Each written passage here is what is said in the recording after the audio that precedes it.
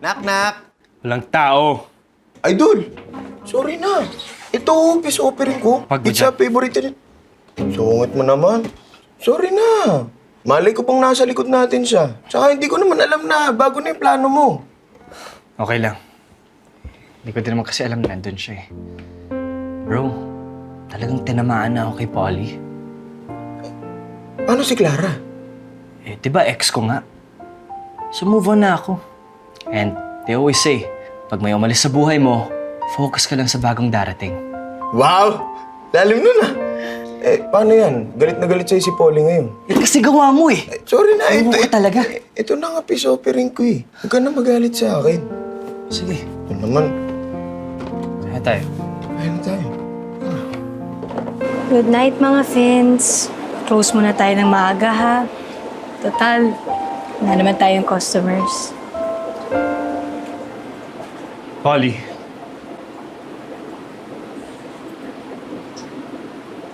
Anong ginagawa mo dito? Umalis ka nga. I'm sorry, Polly. Sana... Asa nga yung pambuhos ko sa'yo? Nakakagigil ka, ha? Alam mo, kahit ilang baldeng itapon mo sa akin, hindi ako aalis dito until masabi kong nararamdaman ko para sa'yo.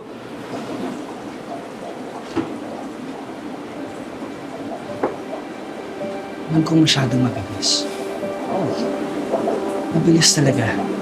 Pero sana bigyan mo ako ng pagkakataon para patunayan kong nararamdaman ko para sa'yo. At ipakita sa'yo na talagang sigurado na ako.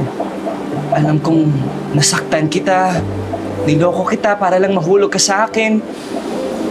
Pero nagsisisi talaga ako, Polly. Pinagsisisihan ko. Alam mo, pwede mo bang hayaan ako na totohanin na mahulog ka sa akin? Kasi gusto kong maramdaman yung pag-aalaga mo sa mga alaga mong isda. At gusto ko rin iparanas at iparamdam sa'yo yun. Gusto kong samahan kita sa pag-alaga mo kay Ty Goldie at kay Nay Goldie.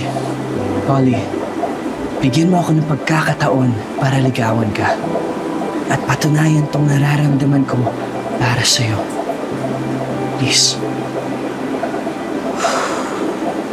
Grabe na yung paandar mo, ha? Sure ka? Na nagsisisi ka? Sa lahat ng ginawa mo sa akin? Sure ka ba sa lahat na sinabi mo sa akin ngayon? Higit sa lahat, sure ka ba na wala kang nararamdaman sa ex mo? No excess baggage. Sure na sure.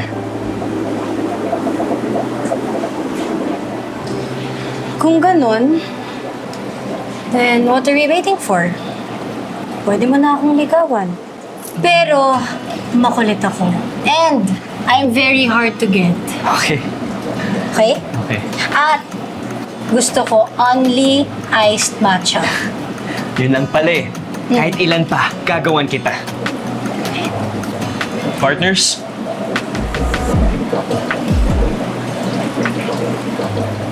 Business partners. For now.